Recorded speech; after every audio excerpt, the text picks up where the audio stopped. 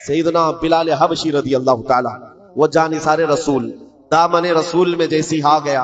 جانتے ہو حضرت بلال حبشی رضی اللہ تعالیٰ نے کئی سالوں تک زخم اٹھائے اور بچہ بچہ ان کے متعلق جانتا ہے. مکہ کی گلیوں میں ان کے پیروں میں رسی باندھ کر اوباش لوگوں کے ہاتھ میں دیا جاتا اور وہ بدماش لڑکے آپ کو مکہ کی گلیوں میں رسی میں پاؤں میں رسی باندھ کر کھینچا کرتے تھے. ان کی جسم پر ان کی پیٹھ پر گرم سل رکھا جانا, دہتے ہوئے انگاروں میں ان کو سلایا جانا, یہ سب روایتیں پتہ ہے آپ بلال حبشی کو. لیکن جو میں بات کہنے جا رہا ہوں, زمانہ بیت گیا, آپ تو حضور پاک کی غلامی میں آئے اور حضور پاک صلی اللہ علیہ وسلم کی وفات کے بعد صدیق اکبر کا زمانہ آیا, حضرت عمر کا زمانہ. میرے عزیزوں آپ کو ایک بات بتاؤں, جب مجلس امیر المومنین حضرت عمر فاروق رضی اللہ تعالیٰ عنہ میں حضرت بلال حاضر ہوتے, بلال ان کی کیفیت کیا تھی؟ وہ بھی مکہ کے غلام تھے, حبشی غلام.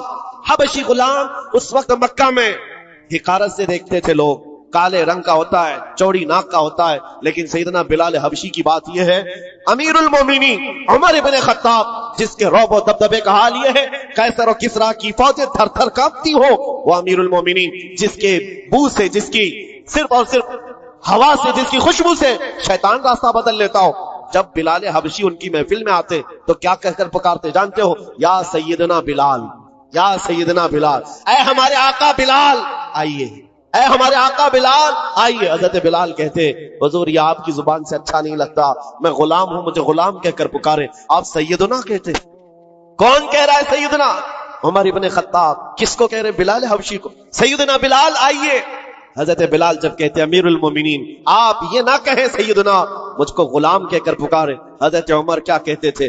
آئیے آپ کو میں بتاؤں کیوں سیدنا بلال کہہ کر پکارتا ہوں. آپ اپنا جبہ اٹھائیں. جب وہ جبہ اٹھاتے ان کی پیٹھ پر جو داغے ہوئے نشان تھے, حضرت عمر اس کو بوسہ لیتے تھے اور چومتے تھے اور کہتے اے بلال, جو رسول اللہ کی محبت میں زخم تم نے کھائے وہ زخم ہم نے نہیں کھائے ہیں. جس کو ہو درد کا مزہ ناز دوا اٹھائے کیوں. عزیزان گرامی وقار, مقام و مرتبے میں وہی بلند تھا جو دربار رسالت میں آپ کا اور اس گلی کا گدھا بن کر کے پوری زندگی گزارتا رہا. ایک دو نہیں کئی مثالیں آپ کو میں بتاؤں. ایک صحابی ہیں مصعب بن عمیر, یہ رسول پاک صلی اللہ تعالی علیہ وسلم کے ایمبیسیڈر کہلاتے تھے, ترجمان رسول تھے, سفیر رسول تھے. ان کی کیفیت کیا ہے؟ اللہ اکبر. تاریخ میں لکھا ہے یہ 27 سال کے کڑیل جوان اور مکہ میں ایسے لباس پہنتے تھے کہ ریشم کا لباس, ان کا لباس مشہور تھا. اور مکہ کی گلیوں میں جب گھومتے تھے ان کا عطر جو لگاتے پوری گلیوں میں خوشبو آتی. مہنگا لباس پہنتے, مہنگا عطر استعمال کرتے. دامن مصطفیٰ سے جب وابستہ ہوئے, یہ مصعب بن عمیر, ان کی ماں بھی کافرہ ہے, باپ بھی کافر ہے اور سخت ترین دشمنان رسول ہیں. شروع میں آپ نے اپنا اسلام چھپائے رکھا.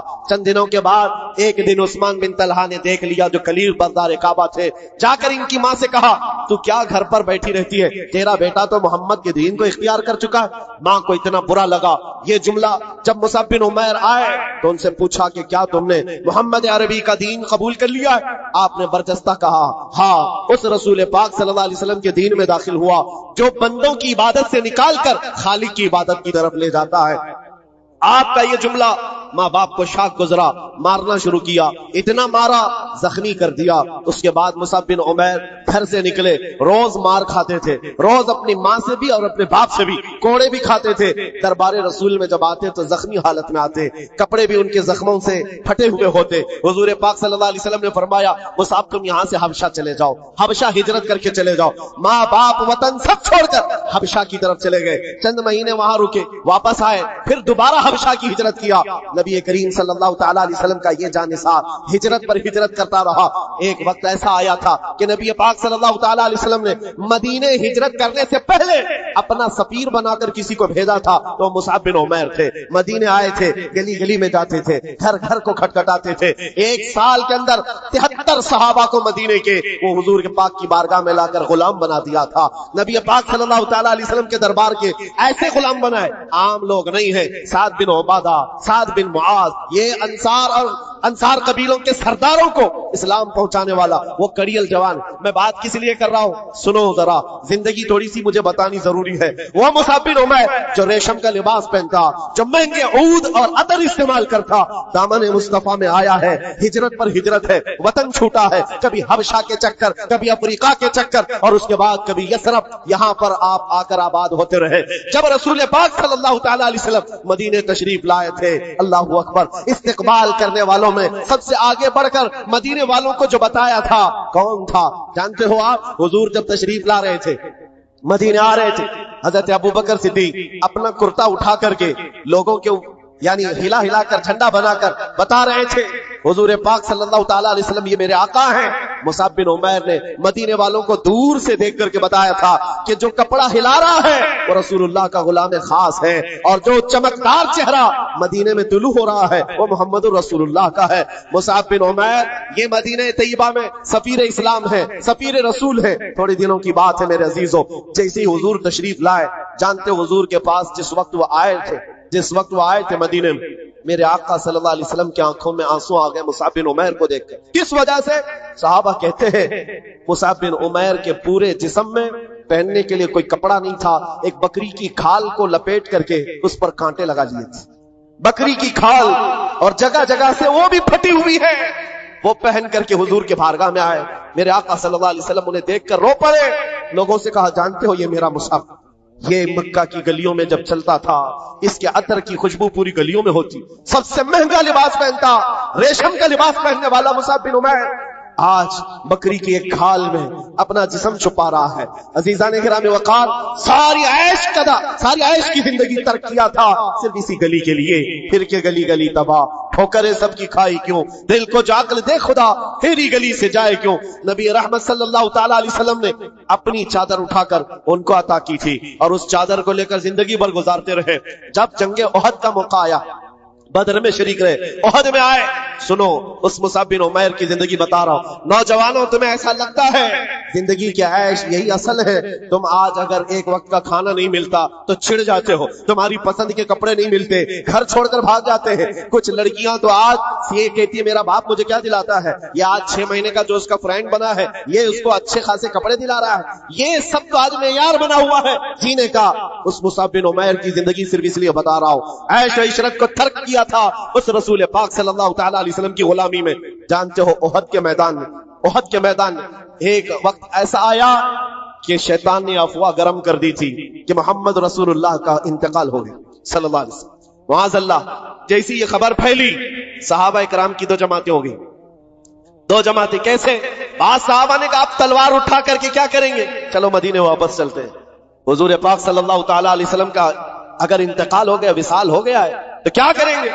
कुछ तो तलवार उठाने को ये कहकर छोड़ दिए, और लेकिन दूसरी जमात ये थी जो कह रहे थे कि ठीक कहा तुमने, रसूल पाक सल्लल्लाहु अलैहि वसल्लम के पास उनके बाद तलवार उठाकर करना क्या है। लेकिन मुसाब बिन उमैर का एक जुमला था जो ओहद के मैदान में गूंज रहा था, ऐ लोगों, ये क्यों नहीं सोचते रसूलुल्लाह के बाद जीने का क्या मतलब है? अगर रसूलुल्लाह नहीं है तो फिर जी करके मतलब क्या, उठाओ तलवार। तो ये चंद लोगों की जो जमात की सिपह सालारी कर रहे थे उस वक्त मैदान में, मुसाब बिन उमैर झंडा हाथ में पकड़ा था। कुमैया नाम का एक दुश्मन उनके मोंढे से तलवार, मोंढे को काट दिया, कंधे से हाथ काट दिया। झंडा रसूलुल्लाह का जिसके हाथ में है वो हाथ का कट जाना, गोया कि झंडा नीचे आ जाए। मुसाब बिन उमैर का एक हाथ कटा, झंडा बाएं हाथ में उठाकर खड़े हुए, रसूलुल्लाह का झंडा गिरने नहीं दे रहे थे। और जब बाएं हाथ में उनका झंडा आया तो वही सालिम ने बाएं हाथ को कहनी समेत काट दिया। झंडा या तो इस हाथ में हो सकता है या इस हाथ में। तारीख इस्लाम की सच्चे और आग की सरगर्दानी करो तो पता चले मुसाब बिन उमैर ने कटे हुए बाजुओं से उस परचम को पकड़ा था, सीने में दबाकर, अपनी ठूड़ी के नीचे दबाकर हुजूर के परचम को नीचे नहीं आने देना चाहिए। जिसके इधर का बाजू कट गया हो, उधर का हाथ कट गया हो, कटे हुए हाथों से। और उसी ओहद के मैदान में जालिमों ने जब देखा कि ये झंडा नीचे आने नहीं देता, सीने पर बहुत तेज भाला मारा, नेजा मारा। उस वक्त आपने पुकार कर कहा ओहद के मैदान में, ये नहीं कि लोगों मेरा हाथ कट गया, लोगों मेरा बाजू कट गया, लोगों मेरे सीने पर दुश्मनों ने नेजा मारा।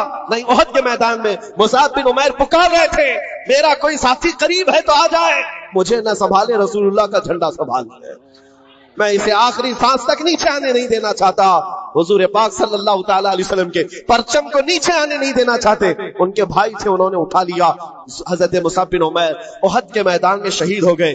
جانتے ہو رسول پاک صلی اللہ علیہ وسلم ساری لاشوں کو جب جمع کر رہے تھے, مصعب بن عمیر کے پاس آئے اور پھر کہا, اے مصعب بن عمیر, وہ سفیر اسلام ہے, رسول اللہ کا ترجمان ہے. من المؤمنین رجال صدقوا ما عاہد اللہ علیہ, مومنین میں سے کچھ لوگ وہ ہیں جنہوں نے اللہ سے کیا ہوا وعدہ پورا کر دیا ہے. اور اس کے بعد ان کے دفن کا طریقہ بھی ہے. اللہ اکبر. رسول پاک صلی اللہ علیہ وسلم نے فرمایا ان کو دفن کرو, ان کو دفن کرو. جب ان کو دفن کرنے کی بات آئی تو آپ کا جسم چھپانے کے لیے صحابہ کوشش کرتے رہے. جب ان کا سر چھپایا جاتا تو نیچے سے کھل جاتا, اور جب نیچے کا حصہ چھپاتے تو سر کا حصہ کھل جاتا. کپڑا اتنا نہیں تھا آپ کے پاس, کپڑا اتنا نہیں تھا. نبی پاک صلی اللہ تعالی علیہ وسلم کے پاس صحابہ نے کہا اتنا ہی کپڑا مصعب کے پاس رہ گیا. حضور پاک صلی اللہ علیہ وسلم نے فرمایا مصعب کے پاس ایک چھوٹا ٹکڑا ہے, وہ دنیا سے ایک چھوٹا ٹکڑا لیے جا رہا ہے اور ساتھ میں رسول اللہ کو لیے جا رہا ہے, محمد الرسول اللہ کو ساتھ لیے جا رہا ہے. اس خر گھاس ان کے قدموں پر رکھ کر دفن کیا گیا.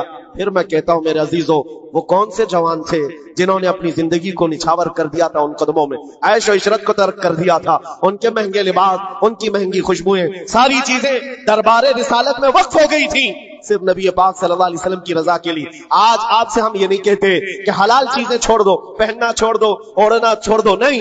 کم از کم حضور پاک کے اگر غلام ہو تو حرام چیزوں کو تو چھوڑ سکتے ہو. لباس اچھا پہنو, خوشبو استعمال کرو, اس کی ممانعت نہیں ہے. لیکن اے نوجوانوں, اگر حضور کی غلامی کا دعویٰ کرتے ہو تو ہم چاہتے ہیں تمہارے کان پھر یہ گندے نغمے کیوں سنتے ہیں, یہ گالیاں تمہاری زبانوں سے نکلتی کیسے ہیں, یہ تم آوارہ گردی میں اپنی آنکھیں بہکاتے کیسے ہو, تمہارے یہ جسم کا ہر عضو گناہوں کی غمازی کیوں کر رہا ہے. نبی رحمت صلی اللہ علیہ وسلم کے غلام ہو تو پھر آؤ میرے عزیزوں اس دربار کی غلامی کی لذت جسے مل جائے.